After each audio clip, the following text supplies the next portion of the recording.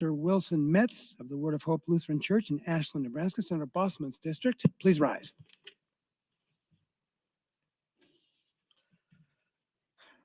The Apostle Paul writes in the book of Romans, every Christian ought to obey the civil authorities, for all legitimate authority is derived from God's authority, and the existing authority is appointed under God. To oppose authority, then, is to oppose God, and such opposition is bound to be punished. Lord, I thank you for these men and women who have been raised up to serve here in this assembly. The awesome responsibility to govern is on their shoulders, and they are put in place by you according to the scriptures. As they join together on behalf of our great state of Nebraska, I pray they seek the wisdom that you generously offer to each one. I pray they govern with wisdom, compassion, justice, and a desire to make this continue to be the great state that it already is. In Psalm 20, this is a real blessing. May the Lord answer you when you are in distress. May the name of God of Jacob protect you. May he send you help from the sanctuary and grant you support from Zion. May he remember all your sacrifices and accept your burnt offerings. May he give you the desire of your heart and make all your plans succeed. May we shout for joy over your victory and lift up our banners in the name of our God. May the Lord grant all your requests. Now this I know, the Lord gives victory to his anointed. He answers him from his heavenly sanctuary with the victorious power of his right hand. Some trust in chariots, some in horses, but we trust in the name of the Lord our God. They are brought to their knees and fall, but we rise up and stand firm. Lord, give victory to the King. Answer us when we call. And it is a privilege and honor to stand with this assembly today to recognize and remember our presidents and veterans. Thank you for that. Amen. Thank you, Pastor Metz. I recognize Senator Slama to lead us in the Pledge of Allegiance. Nope. I recognize Burdette to lead us in the pledge. Please join me in the Pledge of Allegiance.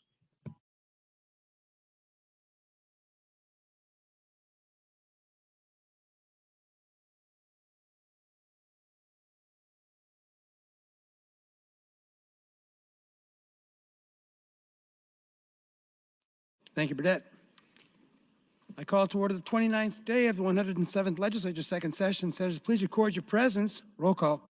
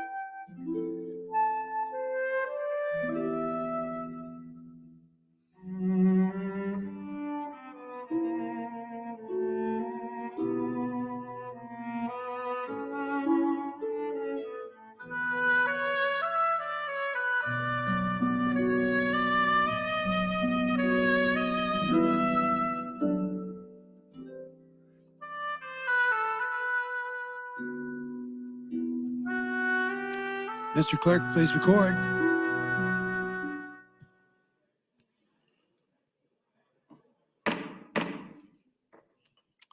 I have a quorum present, Mr. President.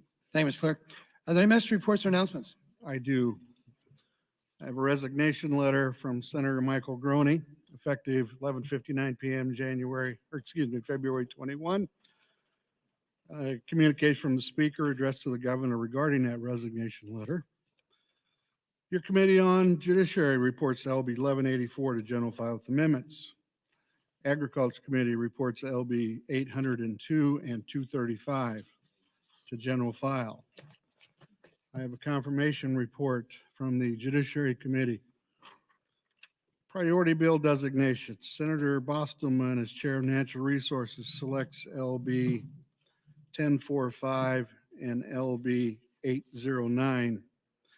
Senator John Kavanaugh selects LB 921. Senator Day, LB 853. Senator Heckelman, 981. Senator Flood, LB 927. Senator Brewer, as Chair of the Government Committee, selects LB 843 and LR 268CA. Senator Pauls, LB 803.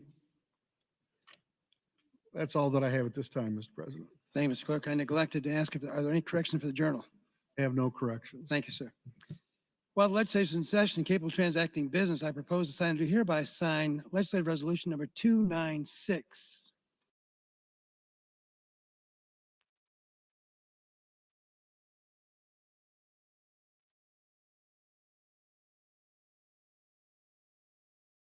Senator Clements would like us to recognize some special guests who are with us today up on the north balcony. We have with us from the American Legion, Commander Don Benish of Valparaiso, Senior Vice Commander Don Shuki of Valparaiso, Assistant Adjutant Brent Hegerpitt from Eagle, and National Executive Committee person Fred Craigie from Lincoln, all of the American Legion, and those guests are with us in the north balcony. If they could please rise, I'd like to welcome you to the Nebraska Legislature.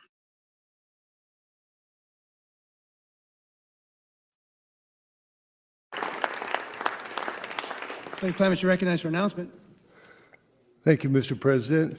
If the Legion members would please remain standing, I'd like to make a few comments about the American Legion. The American Legion is a military veterans organization. It was started in 1919 after World War I as a way for veterans to join together, and they do many good things for people. I'd like to describe a few. The Legion brought the GI Bill to Congress in 1944 to help veterans go to college. My father was in college at that time. They work to help veterans receive other benefits. They assist VA hospitals and clinics, do a lot of volunteering at the VA. The Legion provides honor guards for military funerals. My father was a 76-year member of the American Legion in Elmwood, joining when he was honorably discharged in 1946. The Elmwood Legion Post provided an honor guard at his service this month and presented a flag in his honor. I wanted to recognize them because freedom is not free, and we have military deployed around the world now. And I just wanted to say a thank you for those veterans. Thank you, American Legion, for your service. I'd like to thank them once more.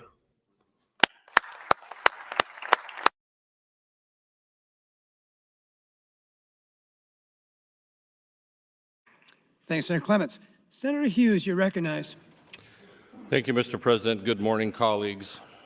I want to speak this morning to provide some factual information on the workplace harassment complaint against former Senator Groney.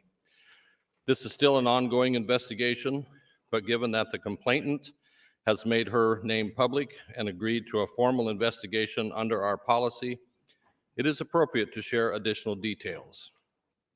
In addition, there has been much speculation over the last few days, portions of which are inaccurate. I feel it is important to provide you with as much of an update as I can at this time. First, the legislature has a written workplace harassment policy that dictates the process that I must follow, and that process has been followed. The policy provides 2 avenues for the chair of the executive board to follow when a workplace harassment complaint is received from an employee.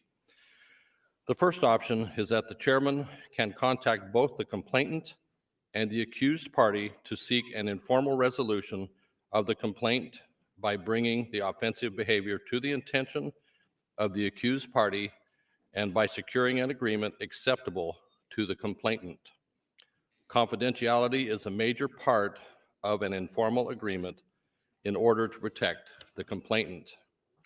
If efforts at an informal resolution are not successful, the chairperson is required to immediately ensure that the allegations are promptly and thoroughly investigated in a process also set out in our policy. With the complaint against former Senator Groney, the policy required prompt action and the opportunity for an informal resolution. That is the process that I followed. I met with the complainant and the legal counsel of the executive board to see if an informal resolution was possible. During that process, the policy requires that I keep the complainant confidential. This requirement is to protect the complainant from retaliation, additional workplace harassment, and to respect his or her privacy. I had many senators ask me about rumors and other things that they may have heard regarding a potential complaint about Senator Groney. The policy does not give me the option of unilaterally releasing the information about the complainant during an informal investigation. After my meeting with the complainant, Senator Groney was asked to take several actions, including legislative IT to search his laptop to determine whether any copies of pictures were shared. IT staff then proceeded to search his laptop, including his emails and hard drive and his cell phone. Last Friday afternoon, the complainant advised me that the informal resolution was not agreeable and to proceed with a formal investigation. That is her choice and her right under our policy. Accordingly, and as required by the policy, I immediately contacted 3 members of the 6-member special personnel policy, which I'd named at the beginning of last year. These 3 members are Senator Wishart, Senator Arch, and Senator Breezy. They met this morning to begin a formal investigation, and they will hire an outside investigator as authorized by our policy. This formal investigation will be thorough, prompt, will continue to protect the complainant's rights while also ensuring the legislature and the public has confidence in our process. It is important for their work to be transparent, and I have asked the panel to prepare a report that can be shared with the public and the body. I want to stress that if the panel uncovers any evidence of any potential criminal activity, that information will be referred to the Attorney General's office for appropriate action. Further, while the information to date has shown that Senator Groney acted alone and that no other senators or staff were aware of his actions, if the formal investigation uncovers that more individuals were involved or were aware and did nothing, appropriate action will be taken. The initial focus of the panel needs to be on the investigation itself.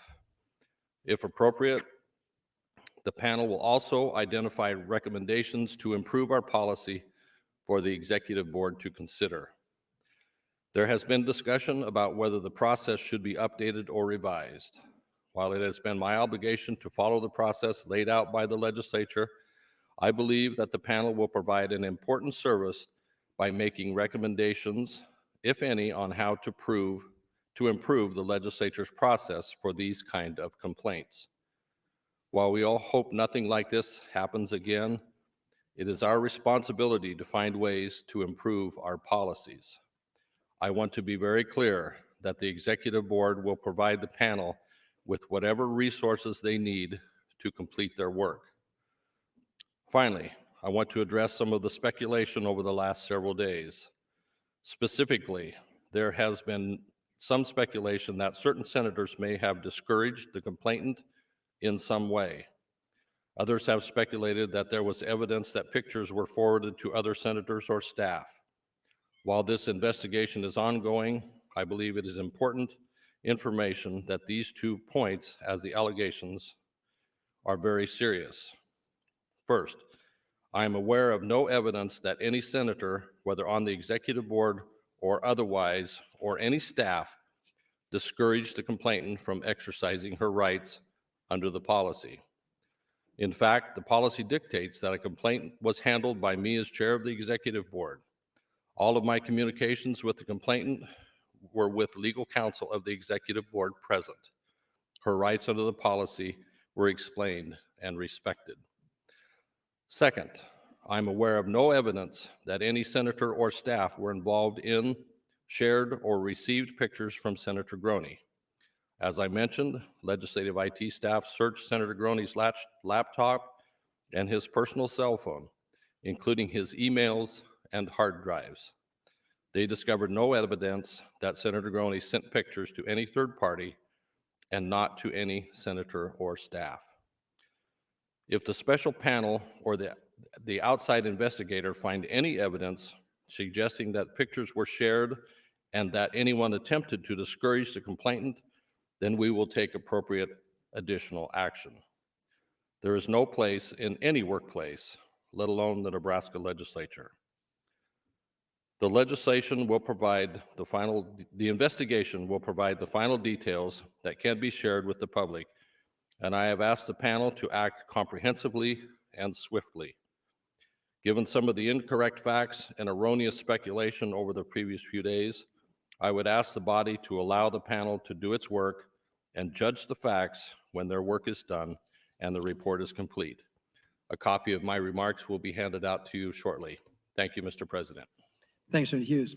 Speaker Hilger, as you recognize. Thank you, Mr. President. Good morning, colleagues. With the resignation of Senator Groney, I have had a number of individuals ask me what happens to his bills, and I want to provide a brief update on that. When a senator resigns, any bill that senator introduced loses its principal introducer. Any member of this body has the option of requesting the ability to be the new introducer and sponsor for that particular bill. I have asked members to provide me no later than adjournment this morning, given where we are on the schedule and with committee hearings coming around the corner on some of these bills, no later than this morning at adjournment to notify me and my staff if you have an interest in sponsoring or becoming the principal introducer on one of Senator Groney's bills. You do not need to have that read across the journal, but you please email me and Lori in my office to make sure that your request is submitted. There is one bill on the agenda that is currently Senator Groney's. I have had at least one senator ask to carry that bill. However, because of some of the paperwork and other issues, we're going to pull LB 786 off of today's agenda. LB 786 will be pulled back for now. Last, Unrelated to that issue, we have our senator and committee priority deadline today at adjournment, which is just over an hour and a half away. We have a number of senators and committees that still have priority bills that have not been designated. You have about an hour and a half to both get that to my office and have your request or your designation read across for the journal. Thank you, Mr. President. Thank you, Mr. Speaker. Senator Albright would like to recognize Dr. David Holtling of Pender, Nebraska, who's serving today as family physician of the day. Dr. Holtling is with us under the north balcony. Doctor, if you could please rise, I'd like to welcome you to the Nebraska Legislature.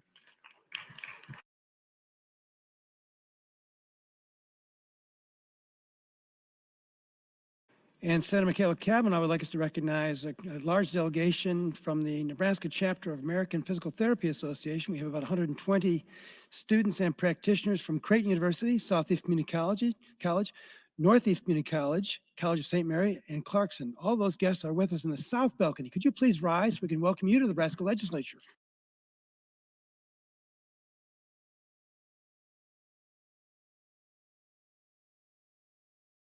Moving to the agenda, legislative confirmation reports. Mr. Clerk. Mr. President, the Education Committee chaired by Senator Walls reports on the appointment of Dennis Hedrick to the Coordinating Commission for Post-Secondary Education. Senator Walls, you're recognized to open on your confirmation report. Thank you, Mr. President. Dr. Dennis Hedrick of Lincoln retired from Southeast Community College in 2020 after a career that included 25 years as Area Vice President for Instructional Services and 17 years as Campus President of SCC, Beatrice Campus. As Area Vice President, Dr. Hedrick was responsible for overall leadership, management, and coordination of all credit and non-credit academic programs, including budgeting, staffing, and scheduling, development of new programs, and evaluation and assessment of all existing programs. Prior to his tenure at SCC, Dr. Hedrick spent a decade as business manager of the Beatrice State Developmental Center and 4 years as a business instructor at coach at Woolbach and Palmer Public Schools. Dr. Hedrick received his associate's degree from SCC and bachelor's degree in business education from the University of Nebraska in Kearney, his master's in public administration from the University of Nebraska in Omaha, and his PhD in education administration from the University of Nebraska at Lincoln. This is Dr. Hedrick's first appointment to the commission. And with that, I would ask a green vote for the confirmation of Dr. Dennis Hedrick. Thanks, Senator Walls. Mr. Clerk. Mr. President, Senator Michaela Cavanaugh would move to recommit the Education Confirmation Report back to committee. Senator Michaela Cavanaugh, you're recognized to open on your motion. I would like to start with a call of the House. It's been a request to place House on a call. The question is, shall the House go on a call? Those in favor vote aye. Those opposed vote nay.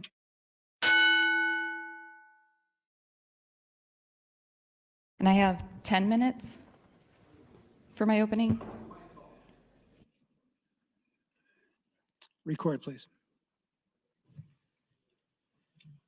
14 ayes, 6 nays to place the House under call. House on a call. All members, please return to the chamber and check in. The House is under call.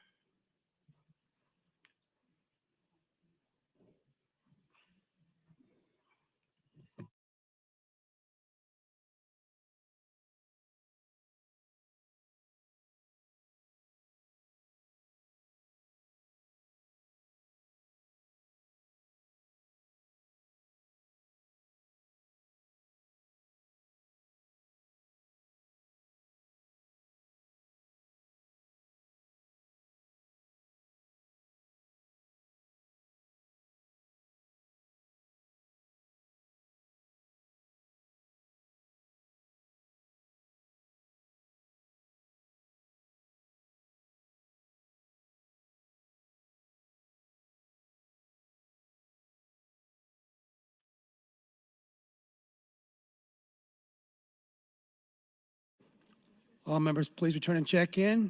Senator Morfeld, please return and check in.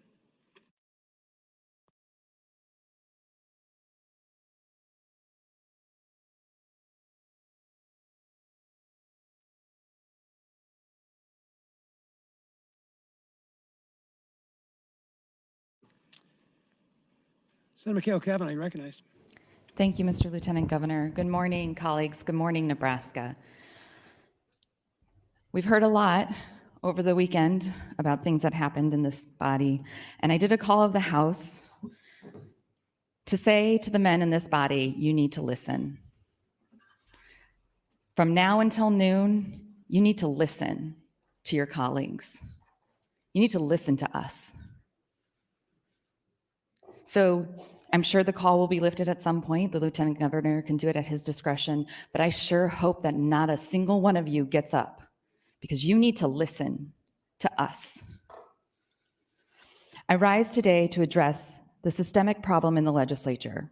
Since my orientation, I have seen repeatedly how poorly staff is regarded in this body, starting with the discovery of an empty bathroom stall chosen as the mother's room, to learning that staff working for individual senators have no human resources department to oversee work-related questions and concerns. Never has that lack of HR been more significant than the past several weeks. I've struggled where to start with my remarks today. Over the long weekend, so much was unearthed in the public light about this institution. The historical sexual harassment in any government entity has often been met with attempts to cover up the transgression because someone has decided that the work is too important. It would be inconvenient, or we don't want to ruin somebody's life. What we as a society do not do is prioritize victims of harassment. On Friday, Christina Kaneko turned the tables on the power dynamic of this institution. She did something that leadership in this body should have done on her behalf. She created actual consequences for Mike Groney, and please stop calling him senator because he isn't a senator anymore. By using her voice to advocate for herself and sharing her story with Nebraska, the courage of one woman to go to the press is the only reason I believe Mike Groney faced consequences at all. It makes it harder on her, and actually harder on Mike Groney, though I don't care, that without consequences, the only recourse someone has is to go to the press. And that not only is it awful for the person involved, but it's also bad for the institution. When the legislature won't hold one of its own men accountable for this abuse of power against a subordinate woman, how are we as women ever supposed to believe that the body has our best interests in mind when they're discussing legislation that affects us, such as we will have this week? There are so many questions demanding answering. I will only start with a few. And these need to be answered in the public, not behind closed doors. How many times have staff made reports about abusive behavior by Mike Groney? Not this year. He has served for 8 years. If it's been more than once, why was never anything officially done? Who knew about these reports? Will these reports be shared with the legislature? Are there any other reports of sexual harassment that have been handled in this matter? Why haven't you consulted with the Attorney General's office the moment you were shown those photos? Your hands were not tied by the handbook. Why is there a secret committee? Who gives the executive board chair the authority to appoint the committee? What are the qualifications and qualities required to serve on the committee? And why are we working under a policy that we as a legislature have not adopted? Senator Hughes, your hands are not tied. This is just a document. There's no binding to doing this document, but you are required to seek an opinion about the legality of what happened, as is Speaker Hilgers. You two men in this body, the leadership of this body, have failed. And if I could impeach the two of you, I would. I will yield the remainder of my time to Senator Hunt if she would like it. Senator Hunt, you're recognized for 5 minutes, 30 seconds. Thank you, Mr. Lieutenant Governor. Thank you, Senator Kavanaugh. I wasn't expecting to get this time, but I'm happy to speak on this issue. At best, members, this incident is another routine, typical, and all too common situation of a young woman experiencing boorish, inappropriate, unwanted behavior from a male superior in power. Tale as old as time, right? At worst, it's possible that a criminal act occurred.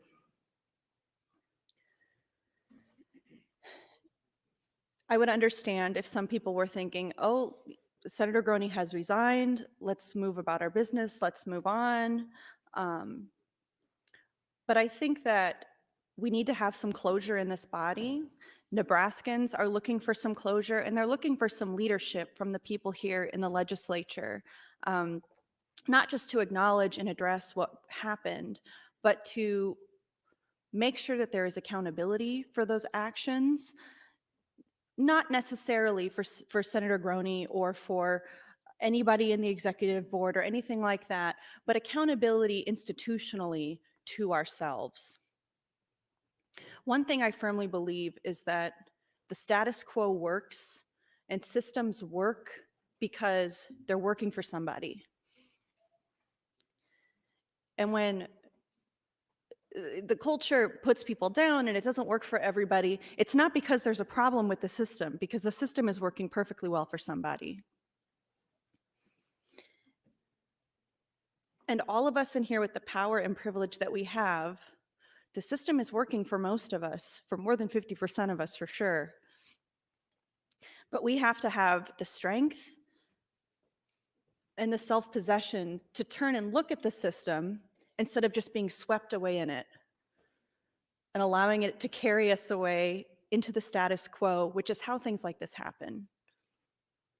Colleagues, can we have the strength to turn and look at the system and the institution and what has happened here to create, a fertile ground for problems like this to occur? The institution is this way because people make choices for it to be this way. And it would be just as possible, not as easy, just as possible for us to be a little bit more self-critical, to listen to the people who do not feel included and do not feel recognized by the system and say, what can we do to bring those people in? And that's what I think the people of Nebraska today would like to see from us. And that's what in the future they would like to see as a resolution from this issue, is that we have taken a look at the institution, acknowledged the faults that we have perpetuated within it, and made a commitment to improve it. I don't know if there has been any acknowledgement from Senator Groney that he did something wrong. In his own comments to the media, he engaged in classic victim blaming. To the Omaha World-Herald, he said, "I'm just sad that she didn't tell me about it first. So somehow it's her fault. So it's her fault that she didn't want to go to her boss and confront him about something very embarrassing that she wasn't trying to find on his laptop. It's her fault that that happened," he says. To the Nebraska Examiner, Senator Groney said, well, she's kind of a straight-laced person. So again, it's her fault because she's uptight and she can't take a joke. And I know— 1 minute. Thank you, Mr. President. I know every woman, and maybe most people in this room, knows how it feels to be blamed for something that someone else did to you. And what we need to do as an institution is take measures to make sure that the blame is never put on the people who come forward, on the people who report. The shame belongs on the people who put these people down, who oppress, who harass, who abuse. The shame never belongs on the person who comes forward to report it. My concern is that Senator Groney has run away from this. I don't think he needed to resign. I think that he is missing an opportunity to make amends, to self-reflect, and to play a leadership role in improving the institution. Thank you, Mr. President. Thanks, Senator Hunt. Senator Pansy Brooks. Thank you, Mr. Lieutenant Governor. I was getting a lot of calls this weekend as one of the female members of the executive committee wanting me to speak directly to all of this, and I decided I did not want to answer every specific question regarding the former senator and regarding the issue at hand. Part of the reason was because I did not have direct knowledge about all of this as a member of the executive committee. So I'm going to read to you what I sent to the press, just so you all know, and then make a couple comments. I wrote, I feel it is my responsibility as the senior woman in the legislature, and I am the only woman in the senior class, so I am the senior woman in the legislature, and as a member of the executive board, share my concerns about the effectiveness of the process in place regarding workplace harassment in the legislature. The legislature needs to look at next steps, which at a minimum should include an outside formal investigation and an interim study to examine human resources using an outside consultant. I find it disturbing that as a member of the executive board, I found out about this situation first through hearsay and rumor. When I approached our legislative leaders, I was told workplace harassment claims cannot be discussed. 2 days later, there were media reports. I understand the necessity for privacy during an investigation like this. That privacy was violated by others through disclosure to the press. How did the press get this? Somehow it came out of the leadership, went through the entire rumor mill because it was going on all last week, and then the press got it. So I wasn't directly told as a member of exec board, and that's fine. There's some special committee that's been created with 3 men and a woman. Again, I am concerned about this. Our staff, if they have a claim, are to go to Senator Hughes and possibly Senator Hilgers, both fine, upstanding people, but I, as a woman, would not feel comfortable, especially a woman in a position, a staffing position, I would not feel comfortable going to these men to explain what was happening to me in the workplace. So now we've created a new committee of 3 men and a woman. And I'm sure they'll listen very hard, but 3 of those people have never experienced workplace or sexual harassment. 3 of them. But they're going to come forward and tell us how we should feel about what happens to us when people touch us, when people make jokes about us, and now people are going to say, oh, this is terrible because now we're, we can't take a joke. That's not it. This is more than a joke. This is beyond a joke. I'm going to continue with what I wrote to the press. I understand the necessity for privacy during an investigation like this. That privacy was violated by others through disclosure to the media. Clearly, we need to ensure that privacy doesn't mean that serious issues get swept under the rug and aren't properly and seriously and forcefully addressed until leaked to the media. It is concerning that the timing of this resignation only came due to the media reports, despite the fact that some members of the legislature apparently knew about this earlier beyond the chair of the exec board. Workplace harassment is too serious and prevalent to allow it to be governed by politics. And so again, in 2017, we had many of these same discussions. We had many of these same issues. And Senator John Keane talked about creating an ethics committee, talked about getting an independent group in to be able to be an entity where staffers who are concerned can go. That didn't happen. We went on. We all know that the workplace harassment program is considered a joke, that people say, oh, we have to go to that again. Oh, this is because the women always want us to know what's going on.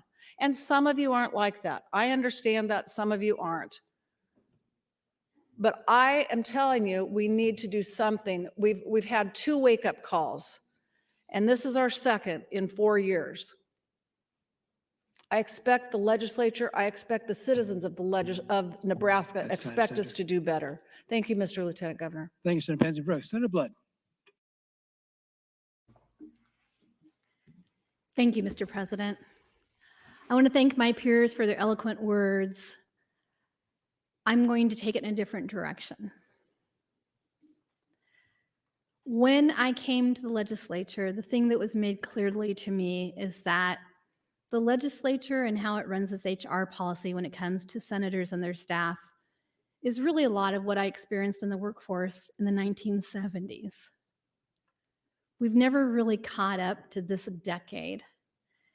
And because we do have term limits now, you have this rotating door of people who don't know the policies and don't understand the history of respect that we're to give each other and how we're supposed to treat each other, especially, by the way, pertaining to social media.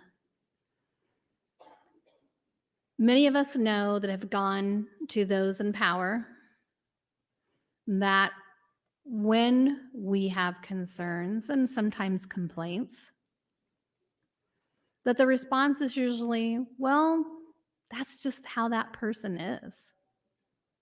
That's just how that person is. So if that person was abusive to you, if that person was continually unnecessarily kind because at some time perhaps you perturbed them and they want to make your life hard, if that person thinks it's funny to body shame you, if that person thinks it's funny to do innuendos that are sexual, that's just how that person is. And well, you know, boys will be boys. And then I revert back to the 1970s, where bosses were allowed to make unnecessary and unwanted comments about your body, about your appearance, about what they did the night before and who they did it with. And I really thought at age 60, I truly thought at age 60, after decades of fighting for women in the workplace and fighting for minorities in the workplace and fighting for our fellow men in the workplace, that it had gotten better. And it has in the corporate world in many cases. And it took litigation, and it took a lot of lawyers, and it took a lot of rallies and protests. So here we are, leaders in the state of Nebraska. We are leaders in our communities. We are leaders among certain minority groups. So how are we going to lead now? Are we going to lead to make a better legislature for everybody? Not for one person, not for somebody who's a favorite of the governor, not for somebody who never causes trouble. Are we going to do better? And is doing better just having a small group? Because we've seen that happen before, right? Handpick people, put something together, here's the new policy. Or are we going to work together as a body, bring this back up to 2021, and start acting like people expect us to act? Senator Groney is just a mirror of what's been systemic. We know this stuff's been going for a long time. I've heard a lot of people in this body, whether you admit it or not today, be you not just women, but also men, that you feel your voices aren't heard when you have a complaint. And then the people who are causing those complaints continue to have the bad behavior. But hey, get over it, toughen up. That's just how it is. Frankly, friends, I think we can do better. I'm not going to sit here and pontificate about Senator Groney. Senator Groney told me I was disgusting. He told me I was a fool, and he never wanted to talk to me again until he needed me to help him with one of his bills. So I don't have a lot of respect for the guy, but I do have respect for this body. And I'm looking at all of you.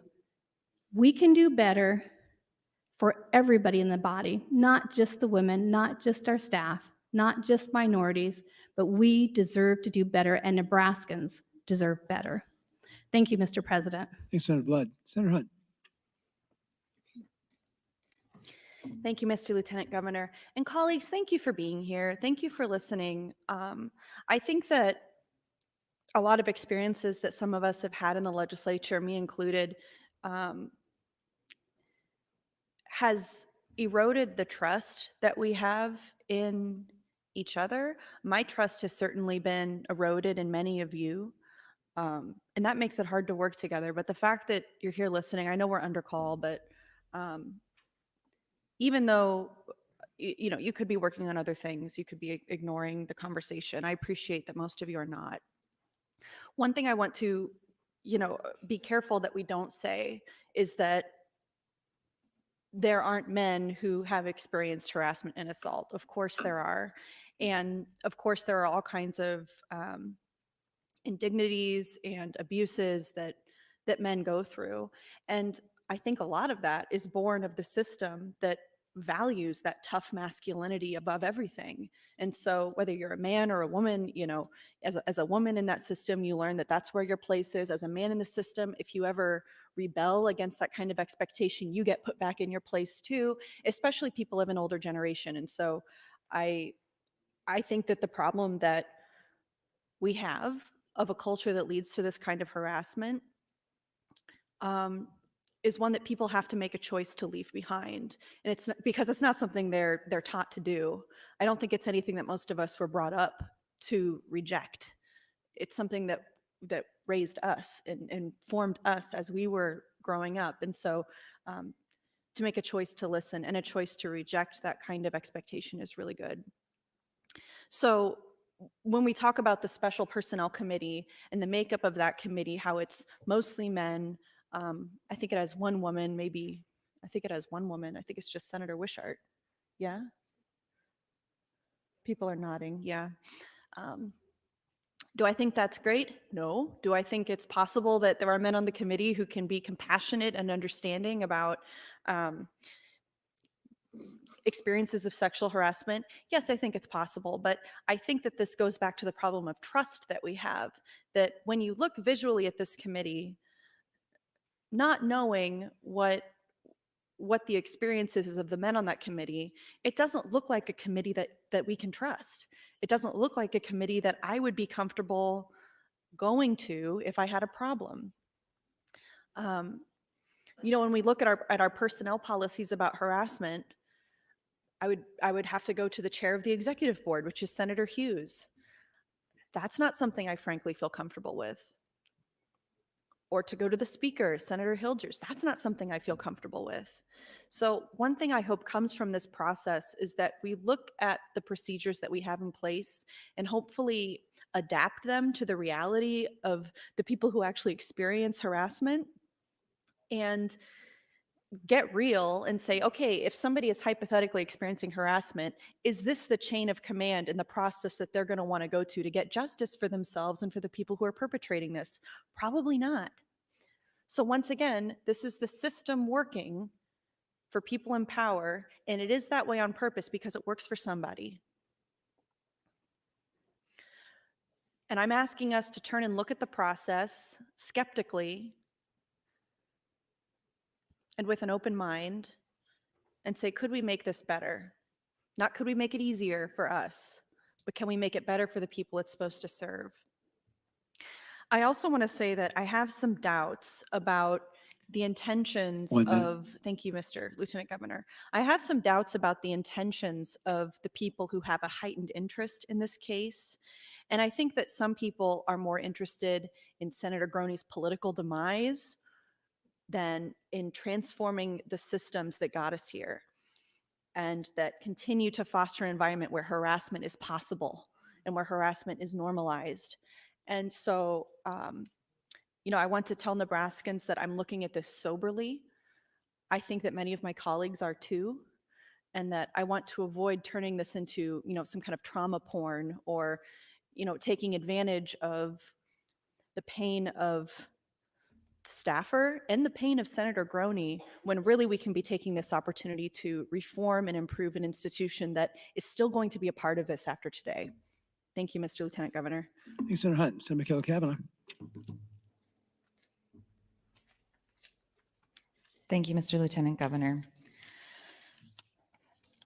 So we have this policy, and it's dated 2018. So I was sworn in 2019, and I've been here for a full term now this year. So first of all, this hasn't been updated in the entire time that I've been here. Second of all, Senator Pansy Brooks, would you yield to a question? Senator Pansy Brooks, will you yield, please? Yes, thank you. This year, or last year, actually, at the start of session last year, did you, as a member of the exec board, vote to adopt this policy? I don't remember doing that, but Okay, thank you. I've asked some others, and I will certainly stand for correction. But if the executive board did vote to adopt this policy, it was not then like this confirmation report reported out to us to then also adopt. So this is a completely non-binding report or policy. It is words on a page that somebody in 2018 put down. In this report, or in this policy, one of the people you can report to is the Affirmative Action Officer of the Nebraska Legislature. Does anyone know who that person is? No? I'm not seeing anybody shaking their head yes. So if you don't feel comfortable going to senators, you can go to this person that we won't tell you who they are. That is very logical. This policy is just the beginning of the problem. The fact that there is no way for us as senators who don't agree with this policy to do anything to change it, besides legislate it, I guess I could write a policy into law. But this policy doesn't do anything. But for somebody who wants to be the attorney general in this state to not address this egregious action by a sitting senator with swift authority and to say that it's because of a non-binding policy is disgusting to me. Again, how can we as women expect you to have our backs if you don't use every tool in your toolbox to help us when we need it the most, when we are the most vulnerable, when a man in a position of power is taking advantage of us? I'm looking at all these wonderful faces up front, and I always think how we're always on display.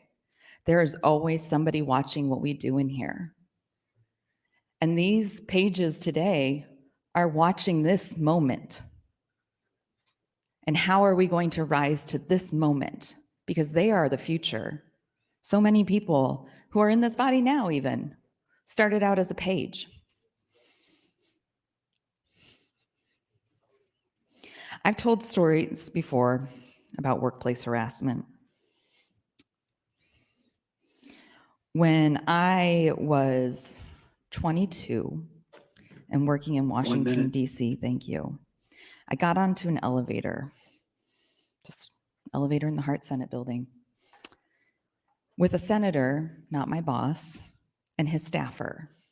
And he groped me in front of his staffer. And when I talked to people about it, they said, "Oh, you don't get on an elevator with him." That was it. The beginning and the end of it. You don't get on an elevator with him. I hope that this body would be better than that. We aren't there yet. We need to rise to this occasion. We need to take seriously the need for an ethics board and additional HR. I will yield the remainder of my time and get back in the queue.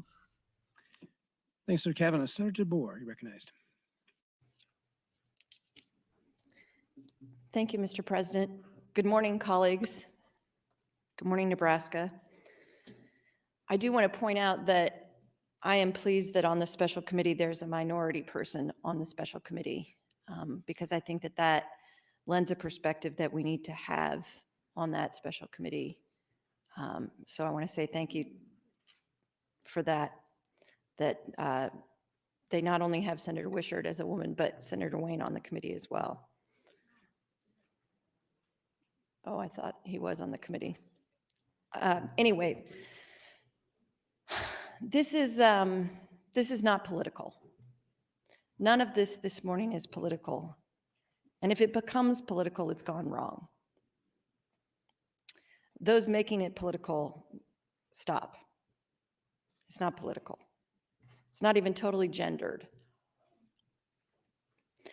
As others have said this morning, it's not enough to say, was the protocol followed? I'm grateful that it was. We also have to ask whether the protocol is working, whether it's sufficient. I'm glad to hear that the committee will be asking that question. I want to talk about something slightly different this morning, colleagues. When something like this happens to you, if you haven't had something like this happen to you, you may not understand the gravity of the situation. You may not understand why everyone's making a big fuss about this. It may seem like too much fuss being made. But when something like this happens to you, it happened to me years ago, and what happens is that your basic trust level of the world is disrupted. Someone who you thought owed you at least a normal level of respect and trust, when suddenly they do something that is outside of that, it isn't just the event that happens. Then you start to go through in all your other interactions and you do risk assessments. Can I stand this way? Is it okay if I wear this color? And these are risk assessments that you do over and over again because something happened to you that violated your trust. And when you're busy doing those risk assessments about every little thing, you're not doing the other things you could be doing with your life, forwarding your career, getting better at what you're doing. So there's an outsized effect when someone you trust breaks your trust. And especially when it's an egregious way, especially when you don't expect it, then suddenly you're going through the world and you're having to do the work through no fault of your own, through nothing you did, of having to rebuild that trust that you can, in my case, take a cab again. That the next cab driver won't attack you. Or your next boss won't. Or your next colleague won't. When we had our harassment training, there were a lot of people who made jokes to me about it afterwards. A lot of good people who said things like, oh, haha, if I say you have a good color on today, is that harassment? And I understand where that comes from. That's part of that, just a tiny shadow of that risk assessment that you're doing when you say, I don't want to do something improper. We've all done mistakenly something improper. I get the anxiety from that. One time I poked someone in the side, they turned around, it was a stranger, not who I thought it was. We've made mistakes. I get the anxiety, but imagine doing that about every interaction. I should have said more on this floor when someone said something about a sitting senator, made implications they shouldn't have. I said something I didn't say enough. That's another example of when trust was broken. This keeps happening here. It keeps happening and we need to do better. Thank you, Mr. President. Thanks, Senator DeBoer. Senator Hunt. Thanks, Mr. Lieutenant Governor. Senator DeBoer, thank you for sharing that. I know that you thought about what to say, and we've talked about this privately a bit, and I think that was very well said and kind of touched on an aspect that I don't even always think of, but you're totally right, that you're always asking yourself, if something happens to you, is that going to be your fault? Is someone going to say it's your fault? Are they going to go in the newspaper and say, well, she's really straight-laced, or I wish she would have just come to me when I was harassing her? Like, please get real. As I was saying before, I I stopped talking my last time on the mic. I want to be clear about the intentions of me, and um, I reject the intentions of people who have an interest in this case because they want to see the political demise of somebody, or they take pleasure and entertainment in hearing other people talk about their traumatic experiences. The goal here is to transform the system that got us here and transform the system that continues to foster an environment where harassment is normal, where it's ignored. And in a just world, we wouldn't have resignations. We would have a transformative approach to dealing with claims of sexual harassment and violence, where a survivor's story is given fair consideration, and a survivor is made whole by a process that supports both accountability and healing. And this is extra important when the outsized dynamics of power are involved. When we're talking about a boss and an employee, you know, when there's any kind of subordination happening in the power dynamic. But that process is not what we have right now. What we have right now is a zero-sum game where absolutely no one wins, in part because most people weighing in on the issue don't actually care about transforming a culture of sexual violence. Many people are only interested in this story because they're interested in the trauma of others, or because it has the potential to be politically expedient or useful, with no real regard to the survivor or the problems within the system that got us here. What is the system that got us here? Well, this is a system where we have people introducing bills to ban things like sex education, things like teaching consent, teaching healthy relationships, teaching how to have maturity in your relationships as you get older. This is the body that says we shouldn't even be doing that in public schools. And then, oh my God, shock and surprise when something like this happens in the adult world. Where do you think those seeds are planted, people? This is the body that takes every opportunity to take away the medical decisions of a woman, whether she wants contraceptives, whether she wants to have a tubal ligation and not become pregnant anymore, or whether she is pregnant and doesn't want to be pregnant. We think it's the place of government to get in those decisions. And at the back end of every single one of these things that create culture, it's about controlling other people.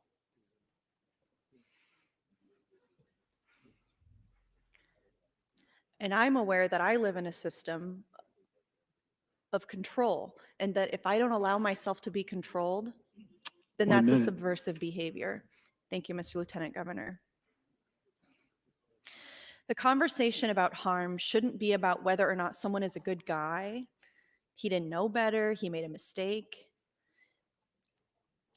In this case, Senator Groney didn't have to resign. Instead, he could demonstrate what it looks like to be both accountable and what it looks like to evolve past the place where he committed these mistakes, these actions. At a minimum, someone accused of harassment needs to acknowledge their demonstrated learning curve around boundaries with women, which have been well established with this person. And they need to acknowledge that these claims are plausible, that it really happened. No matter what you believe, all of us have the right to expect more of this institution. Thank you, Mr. Lieutenant Governor. Thanks, Senator Hunt. Senator McHale-Cavanaugh, you recognize your third opportunity. Thank you. Do I have a close or is this it? No, you also have a close later. Okay, thank you. There's others in the queue. Thank you. Thank you, Senator DeBoer, for your comments. I hold you in my heart, and I love you. And you are an amazingly strong person.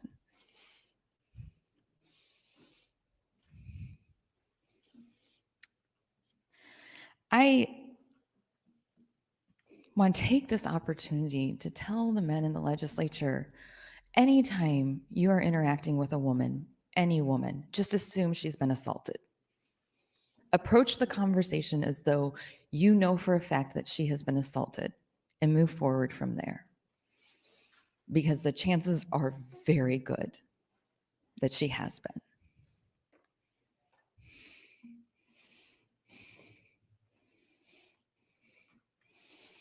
I don't think I have the strength that Senator DeBoer has to share my story today, but maybe I will get there. Because it's not just being groped on an elevator.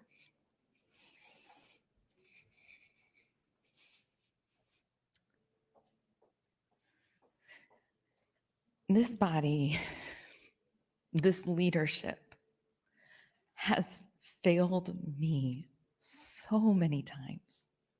So many times this body has told me that I'm not good enough for the rest of you. Because I care too much, I fight too hard, and I'm a woman. I literally explained something to senators last week that they wouldn't believe me until they verified it with a male senator. Said that to my face. And guess what? I had explained it correctly. I just didn't have a penis.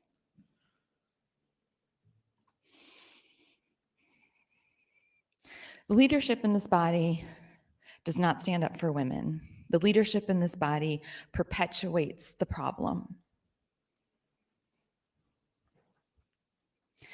I think it just points to the fact that we need to discover what is the route for impeachment of senators. Because people kept asking me, well, what's going to happen to him? What's going to happen to him? I'm like, nothing. They're not. I mean, he chose to resign. We can't make him resign. We can't make him do anything. Why do we not have the authority to make somebody resign when they commit a crime, a sexual crime?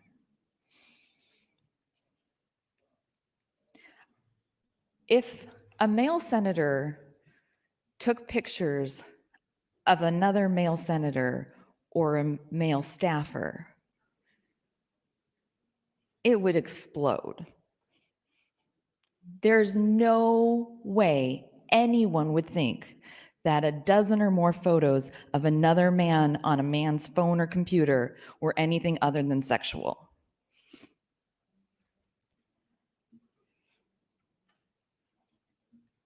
It would be considered sexual from the start, because you would see it as subversive and indecent. But when it's a woman, it takes weeks and her going to the press 1 minute. for you to see it as inappropriate. We need to be better than this.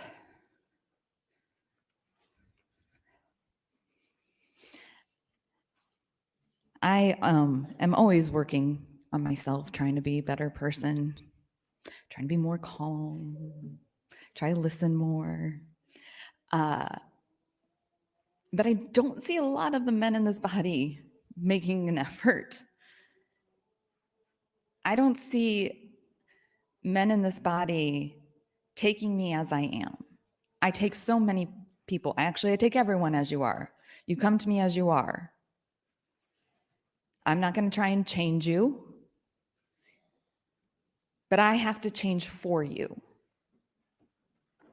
I have to dress a certain way. I have to talk a certain way. I have to act a certain way for you to eat. Thank you. Time. Thanks, Senator Kavanaugh. Senator Slama.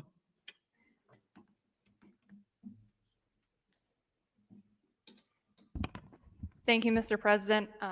Good morning, colleagues. I didn't plan to speak at all today,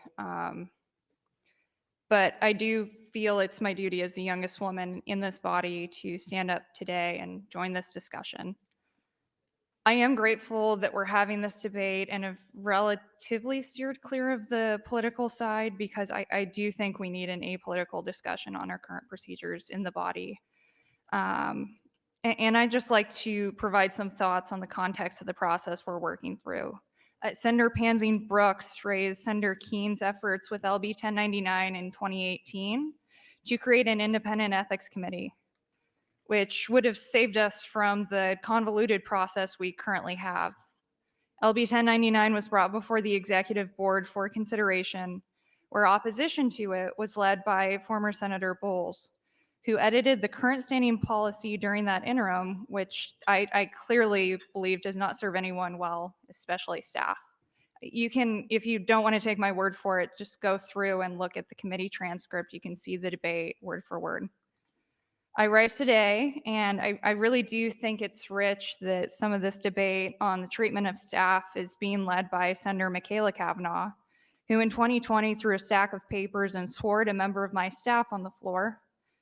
She was there to assist me with the bill under consideration. So when we're looking at misconduct within this body, we all need to take a long look in the mirror at our own actions before we take the moral high ground and pretend that we're holier than thou. That process was handled according to a policy set forward by the executive board. I'm grateful for the leadership of Senator Hughes in following the policy as written, but it's clear the policy needs to be overhauled. I'm willing to help with that overhaul, using Senator Keene's ethics committee framework to better protect our staff. Early on, when I got into politics at age 22 in Nebraska, I was groped at a political event by someone who was not a member of this body and not a current or former office holder. I buried it because I'd gone through a worse trauma in college and tried to minimize it, just as I tried to minimize it when I've been touched inappropriately on this floor and in committee by members of this body. And most of you were on the floor when a member who, on the mic, talked about raping me on the floor of the legislature. That doesn't even get to the rape threats, the death threats, and sexual comments directed towards me on social media. Our policies definitely don't protect staff, and they definitely don't protect female senators. There is a process to censure and expel members of this body for misconduct, but according to the written policy, that is the only recourse that female senators have if they ever do go through something either on the floor or in committee. You know, I don't talk about it that often, and at most times I really don't come forward when it happens. Senator DeBoer got to this point pretty well. It's because as a young female, you worry that it's going to be the thing that defines you. Journalists reach out and push stories wanting to know details on things that you're coping with, and getting the most hits and clicks on a story that have nothing to do with how I'm doing my job. The bills I'm supporting, the ways I'm serving my district, nope. Just about whatever way someone has tried to paint me as a victim this session. To any female working in this building, just know I stand with you as an ally in the fight against sexual harassment. I'm all in. Let's fix this policy with the framework proposed by Senator Keene with an ethics committee. I think our leadership is doing it. Thank you, Mr. President. I think our leadership is doing a good job of following the policy as written. But it's clear that these policies need to change, and they needed to change years ago. Thank you, Mr. President. Senator Vargas. Thank you very much. I will keep this brief, largely because, and well, quite honestly, I've been listening, and I think we've all been listening, and I think it's a more important time for our female colleagues to express everything that needs to be said and also that we need to hear. Honestly, the only reason I'm rising is because I serve as a member of the executive board and I serve as the vice chair.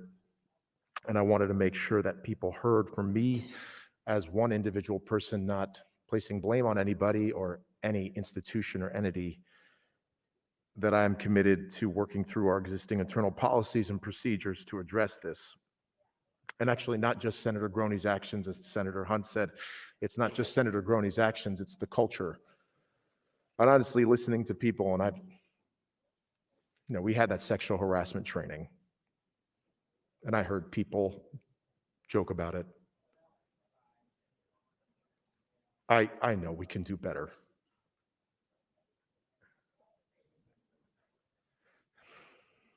Honestly, I wanted people to know that. I know I'm speaking as a male member of this body, and do not want to insert myself in this conversation just to, but I also didn't want people to think that individuals like myself are not listening or don't care, or also don't want to make sure that this workplace is safer. Doesn't matter what the circumstances are. I care very deeply about whether or not people feel safe in the workplace. Feel safe to share that, not just with Senator Hughes or myself. The fact that this conversation is having is evidence enough that people don't feel safe enough to have that conversation. And if any of you are thinking that it's okay, it's clearly not. Policies and procedures will be very, very helpful. Don't get me wrong. We need to revamp them so that people can always go and talk to somebody that they feel safe inherently to talk with and share that it's going to go through that process. I just wanted to make sure people heard that from me. Our executive board isn't always perfect in what we do. And in this instance, we have a procedure and a process.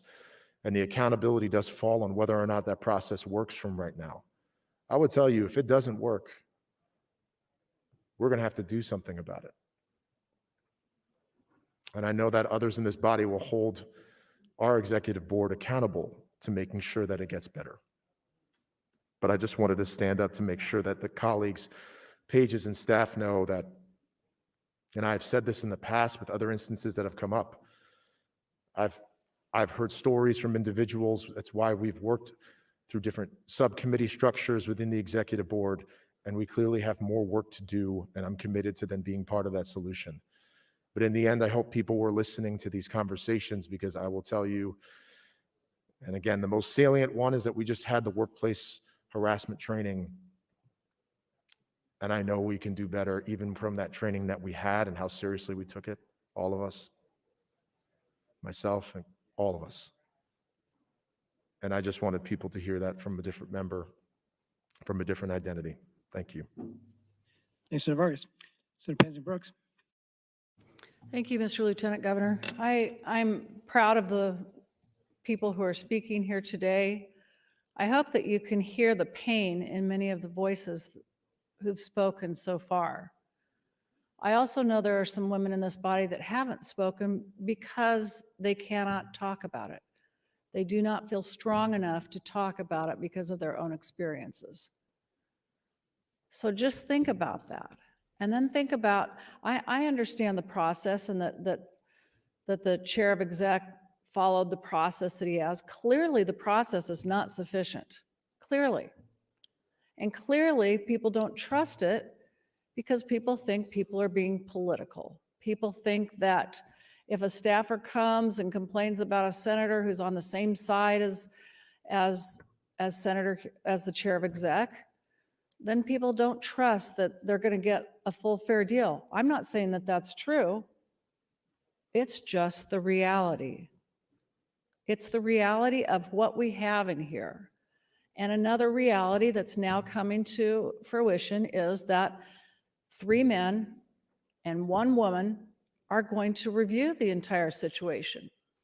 Have we not heard from the women about the pain, about the problems that are going on, about the difficulty even communicating about sexual harassment in our past? So why does anyone here think that 3 men and 1 woman is a good representation? I feel like asking Senator Arch and Senator Breezy and Senator Hughes, if you 3 feel that you can clearly walk in our shoes and can clearly understand what we've gone through and what our needs are in regard to this issue. I'm not going to call you on the mic to do that, but I feel in your hearts, I feel I know what your answer is. You cannot walk in another's shoes, at least in this instance, unless you too have been harassed, sexually harassed. The other thing I want to talk about is definitions. The rumor kept coming and I kept hearing it's workplace harassment. But then it's pictures of very suggestive areas of a staffer. People are minimizing it by saying, oh, it's just workplace harassment. It's sexual harassment. When you're taking pictures of a body, that is sexual harassment. Let's be clear. And I don't understand why people were minimizing it in the entire rumor mill that I was hearing last week as a member of exec. Hearing from non-exec members and actually spouses at different events about this before I was allowed to know about it by the executive committee. Remember, I was elected to the executive committee. I'm the senior woman on the executive committee. But I wasn't trusted with this information, and somehow it got out. And I have talked to somebody who said, well, that the victim started talking about it. That victim did not start talking about it early last week. It was coming out from other places. And that's that's normal. I am not surprised that it came out from people in this body. But that just shows why we need an independent review. We need somebody else to be able to have the victim go to that person and say, here's what's happened. My other question is, once that victim came and showed people the pictures, was that computer confiscated at that point? Or was it allowed to go back to the office in order to allow that senator to have it and delete the pictures? Just another question I would like the committee of 3 men and 1 woman to answer. Thank you, Mr. Lieutenant Governor. Thanks, Senator Panzer Brooks. Senator Hunt, you recognize your third opportunity. Thank you, Ms. Lieutenant Governor. This morning has actually flown by, and I wanted to get to read into the record this request for an investigation that I sent to the Attorney General and to State Capitol Security. And I'll read that.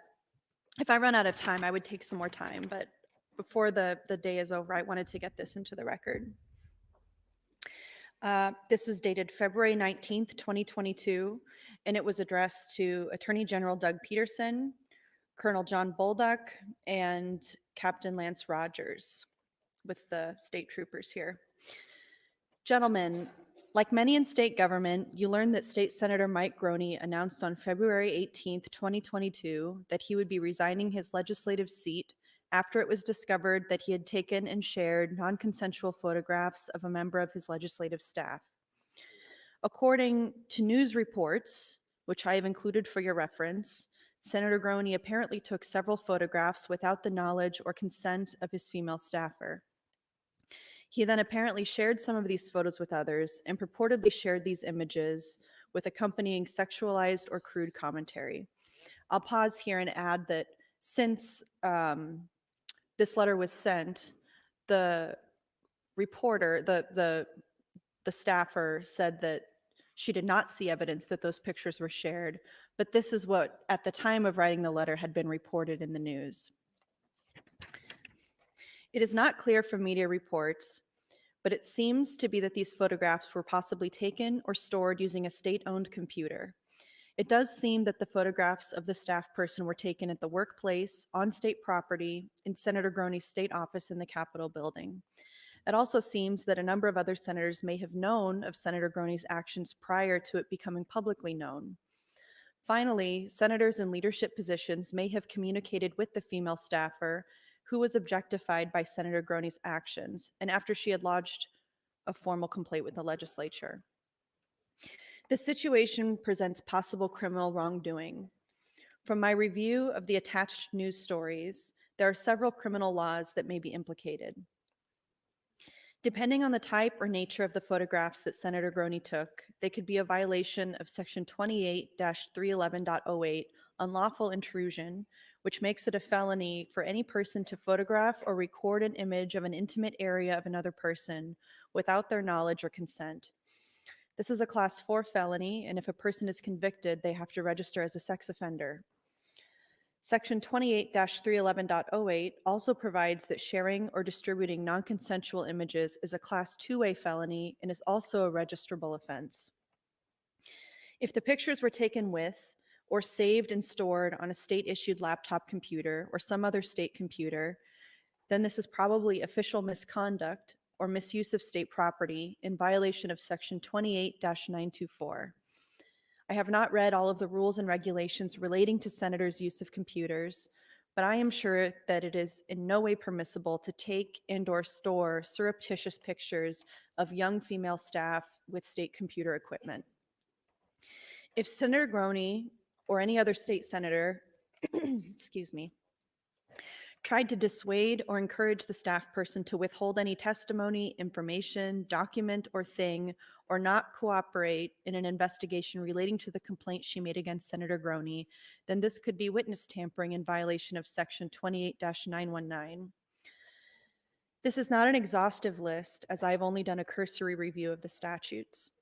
I urge you to investigate this matter promptly and thoroughly. You represent the leadership of our state's law enforcement and staff security in the Capitol building. This issue deserves your attention and the highest priority. Respectfully, Megan Hunt. Colleagues, how can we be trusted by Nebraskans to pass a budget when we can't even be trusted with a state laptop computer? And this is not the first instance of that happening, you know. How can we administer ARPA money? Some of us can't even be trusted with a device that takes pictures. How can you expect to pass laws that limit what women can do with their own bodies when you cannot be trusted to be alone with women?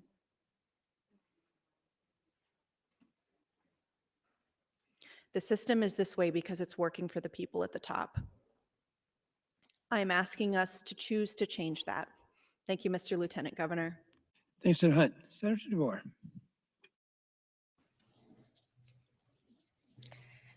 Thank you, Mr. President. I'm sorry, colleagues, I wanted to say one more thing the last time on the microphone and having a little trouble getting all my logic trains going today exactly right. I wanted to say I appreciate all of you who are listening today. The fact that our board is lit up green with everyone sitting here is hopeful to me because it shows that we're taking this seriously, and I appreciate that very much. As you've heard, there are problems in our culture here. Too many of us have had things that have happened to them that shouldn't have happened to them.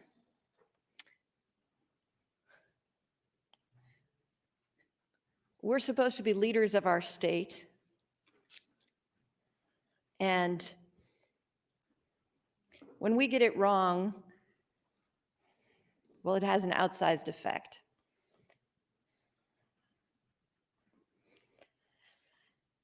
I appreciate Senator Slama and what she said about wanting to try and fix our system. I want to say right now, I will support you, Senator Slama, in your efforts to make this place safer and better for staff and for senators. Anyone else, everyone who's been speaking today, I'm sure I will join you to try and work on this. I do want to talk one more second about when we minimize the kinds of things that happen. I spoke to you earlier about this lack of trust and the break of trust and how that makes you do all these risk assessments all the time. And you see yourself making these risk assessments and you see your friend that's not. And so one of the things that happens to you is you say, what's wrong with me? Why am I having a reaction to this? I'm on the tail end of the generation where we just push it under the rug. We don't talk about it. We just grit our teeth and bear it. We just get through it. If somebody dehumanizes you, you just get through it. But That's not a very good way of going through things, and it takes a lot of emotional energy. So when we minimize our harassment training, when we minimize, well, it was just some pictures or something like that, or it was just anything that involves the word just in front of it, how it affects someone who's doing that calculus, that risk calculus all the time, they don't stop doing the risk calculus. They don't stop having an emotional reaction to what happened. They don't stop feeling less human because of what happened. Now they just feel guilty because they feel that way. So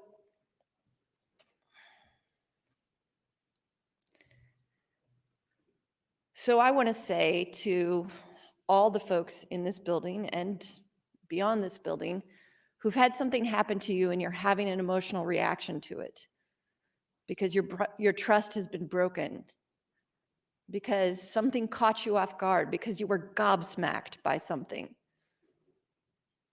that your feelings are valid. It's hard for me to say that because I, even right now, I'm shaking saying it because we minimize these things so often that I feel like there's something wrong with me for not just 1 minute. brushing it off and moving past it. For not thinking it's just X.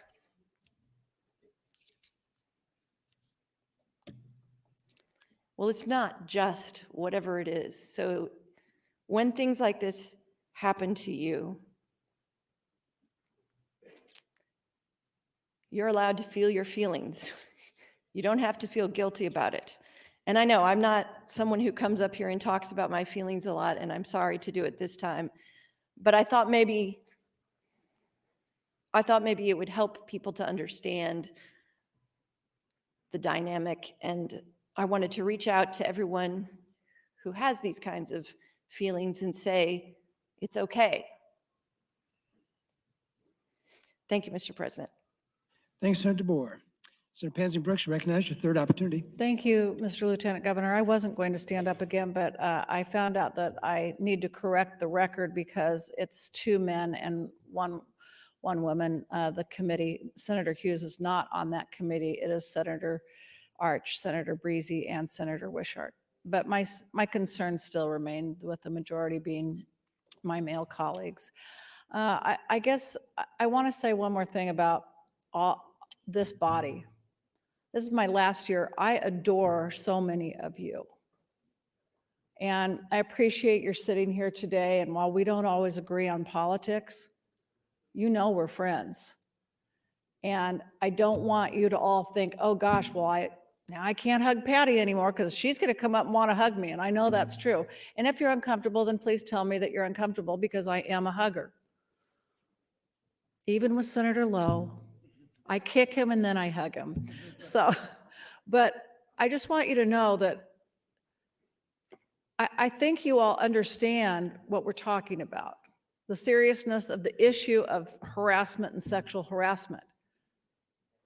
There's a line there, but then there's also a line of friendship. And there's a line of knowing that we are colleagues, that we are adult human beings, that we can respect one another, and that we can care for one another, because that is the precious joy of this body. So I want us to remember that, yes, there's a line, but I think all of you are bright enough to figure out that line. And I think you're all knowledgeable enough to recognize that we need to have a different system. And I appreciate Senator Slama for standing up, and her discussion was courageous. You could hear the pain in her voice. This is not a partisan discussion.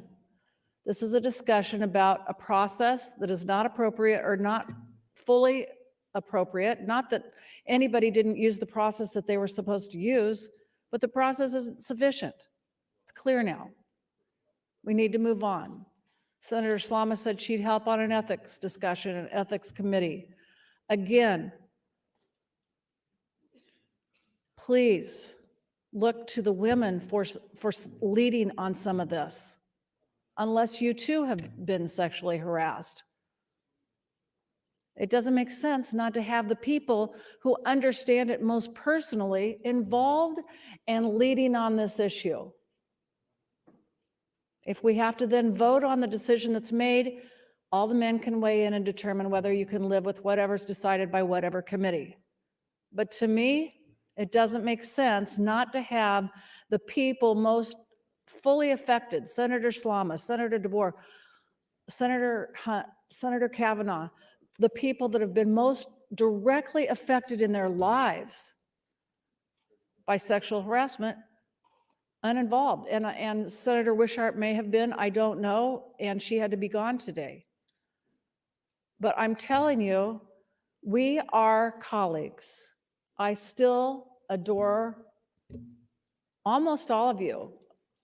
I think I adore all of you, but I really want you to understand that there's the line, and we don't have to cross, just put up a barrier from our friendship and not be able to move forward together. So I want you to understand we're still friends. And I want you to understand that we admire so much about each of you, even though we all drive each other crazy a lot of the time.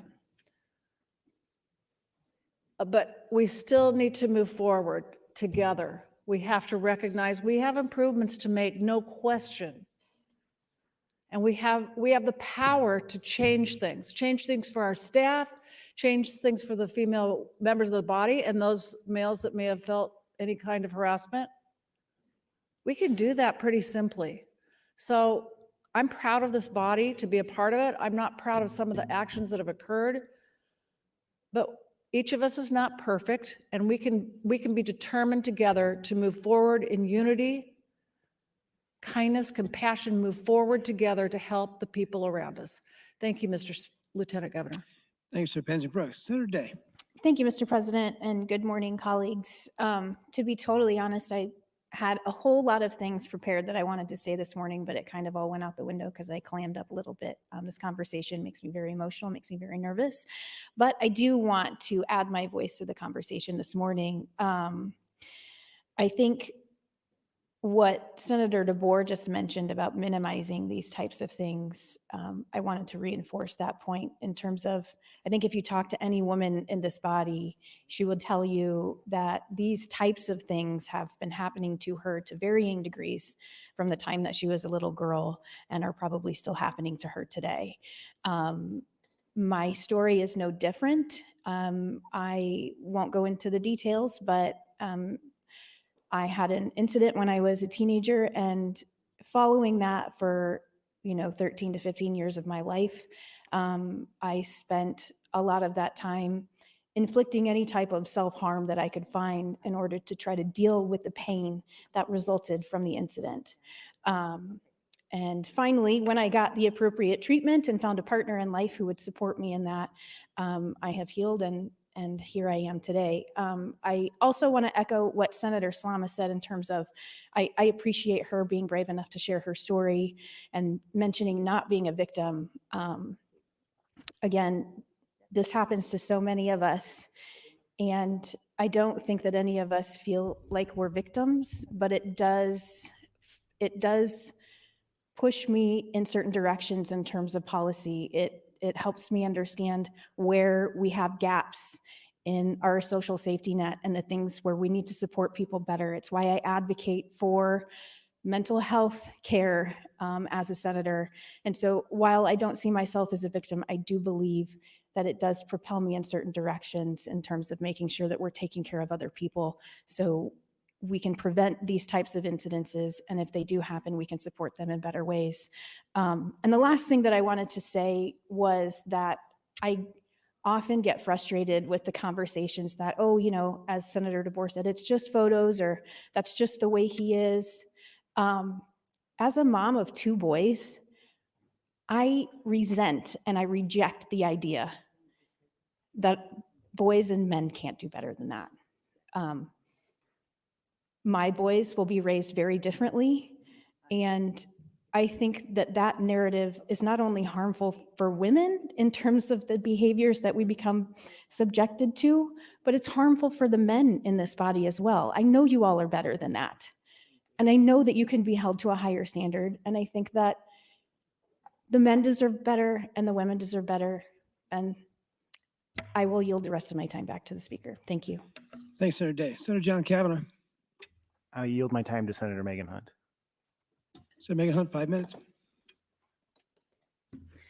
Thank you, Senator Kavanaugh. And thank you, Senator Day, for speaking.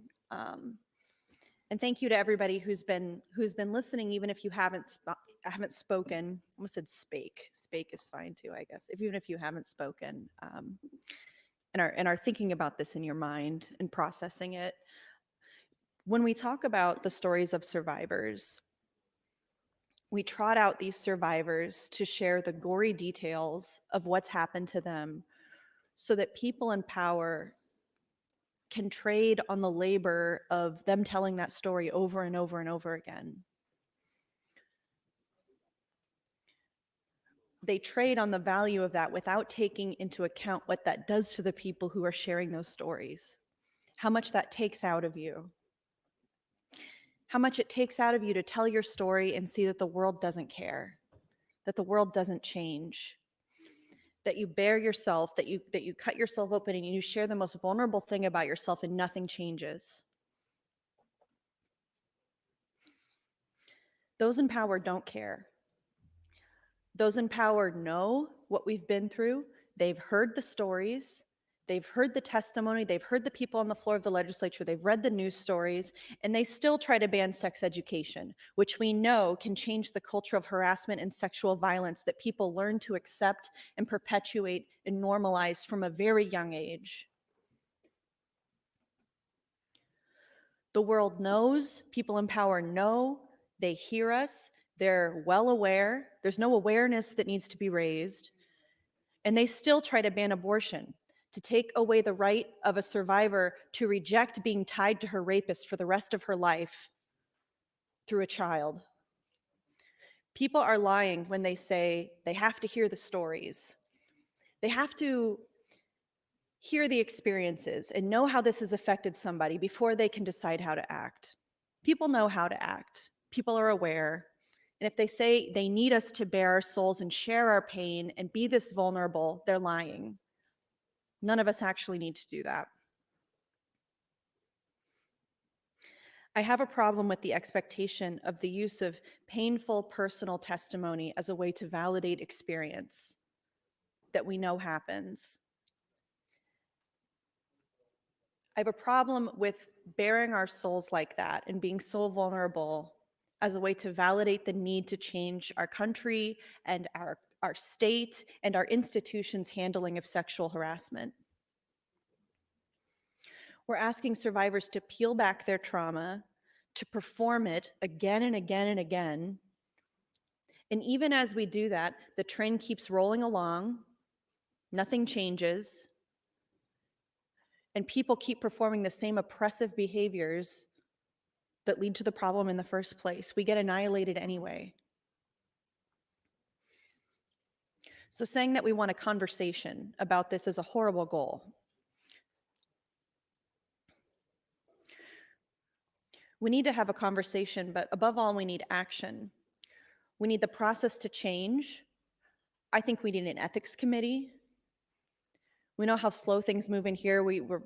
I think we can expect some interim studies about the best way to report harassment and assault going forward. Who should be on that review board? Should it be independent? And while that is happening, we need to make sure that the Attorney General and the State Patrol and anybody else concerned, 1 minute. thank you, Mr. Lieutenant Governor, investigates what happened here in this case to make sure that no criminal wrongdoing occurred. There's a moral issue, there's a legal issue, and there's an institutional issue that all of us bear responsibility for. I feel incredibly responsible for it. The time that we get to have here in the legislature is such a tiny slice of our lives, but the power is so great. And for us to not leave this place better than we found it by making sure that our staffers are safe, honestly, that the public is safe, that the public watching us and coming into the Capitol to engage with us knows that they're going to be safe. That is incumbent upon us. And what we should see this as is an opportunity to make those changes and to do it in a very, multi-partisan, agreeable way. It sounds like we have a lot of bipartisan agreement about the problem.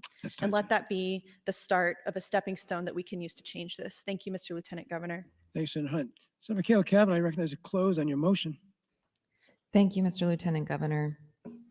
Thank you, colleagues, for your attention this morning. Senator Hunt, I think, summed up a lot of the most important points moving forward. This isn't a one and done thing. This is something that we need to fix. That should have been fixed a long time ago, but we can't go backwards. We can only go forwards.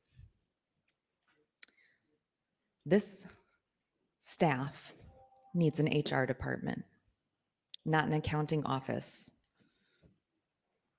This staff needs to be allowed to join the state employees union. This body needs an ethics committee. And this body needs a process for expulsion of a senator. It should be a very high threshold, but it needs to exist. It exists for our other elected offices. It exists for the governor. It exists for the attorney general. It needs to exist for this body. We need to be held accountable. Our actions matter. Our crimes are still crimes. And the leadership in this body, all I can say is that you have failed us. This body has completely failed leadership. The two people who wield the most power in this body pretend like an unbinding document is why they couldn't do the right and legal thing. That is patently false.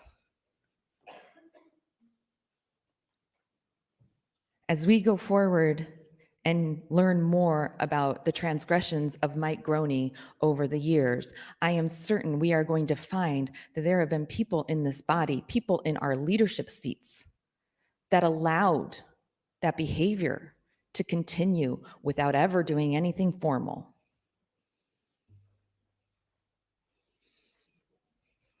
And I just really hope somebody sues the state over this, because how else are we ever going to learn?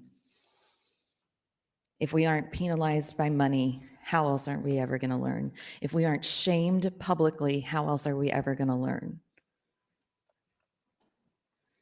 I'd also like to echo Senator Day's comments about her boys. I have 5 brothers. I have 5 wonderful brothers. They're all amazing human beings. So I know I grew up with men that weren't bad, with men who were always in my corner, with men that I could count on, with men that I do count on.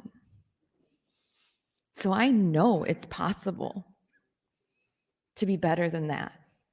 And you all have the great honor and privilege of serving with one of them. So maybe take some lessons from Senator John Kavanaugh. If you want to know how to be a supporter of women, you've got a great role model sitting right there. I will poll my motion to recommit so that we can go to a vote on the confirmations, Mr. Lieutenant Governor.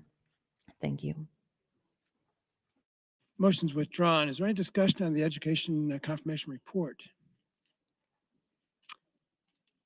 Senator Hunt. She waives the opportunity. Is there any discussion on the confirmation report from the Education Committee? I see none. Senator Walls, you recognize to close. She waives closing. Question for the body is the adoption of the confirmation report from the Education Committee. Those in favor, vote aye. Those opposed, vote nay.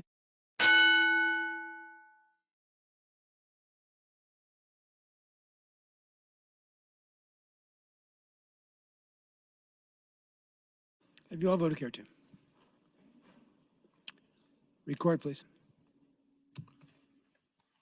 41 ayes, no nays on the adoption of the confirmation report. Confirmation 42 report ayes. is adopted. I raise the call. Items for the record, please. Yes, Mr. President, I do have some items.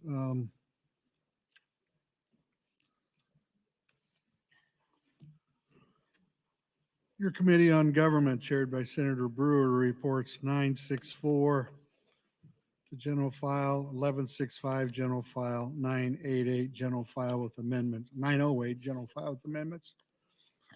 Urban Affairs reports 724, 799. Excuse me, Mr. Clerk. Members, we are not adjourning. Continue, Mr. Clerk.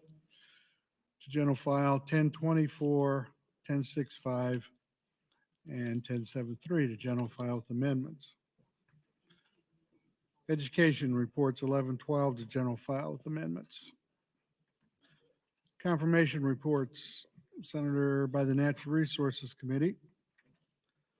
Amendments to be printed, Senator Friesen to 1147, Senator Ben Hansen to 567.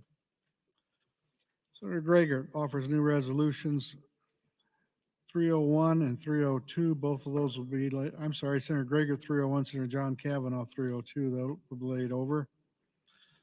And priority bill designations, that'll be 1010, Senator Geist, 1073, Matt Hansen, Senator Linehan 730 is a revenue bill, Senator Hughes, Exec Board 686 and 897, Senator Slama 977, Transportation Committee 750 and 1144, Senator Wishart 598, Senator Dorn 1261, Senator Panzin Brooks 717, Senator Lathrop 353, Judiciary Committee 922 and 920, Senator Aguilar 919, the Business and Labor Committee LB 780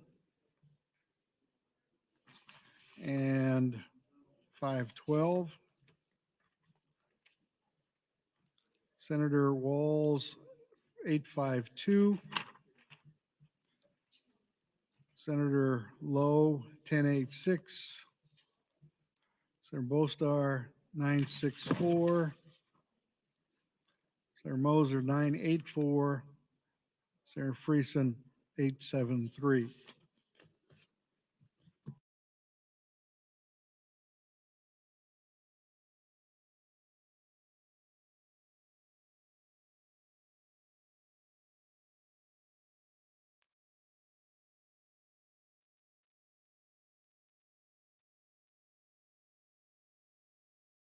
Members, I'm informed that not all senators have yet designated their priority bills. We're going to stand at ease for a few minutes. Please get your letters in to designate your bills for priority status, please.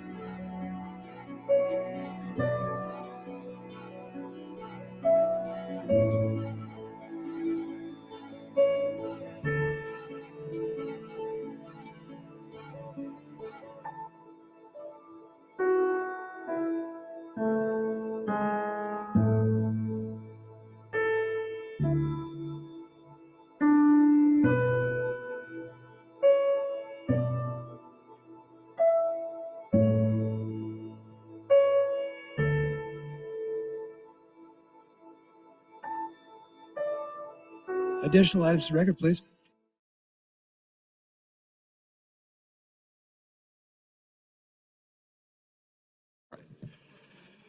Mr. President, thank you.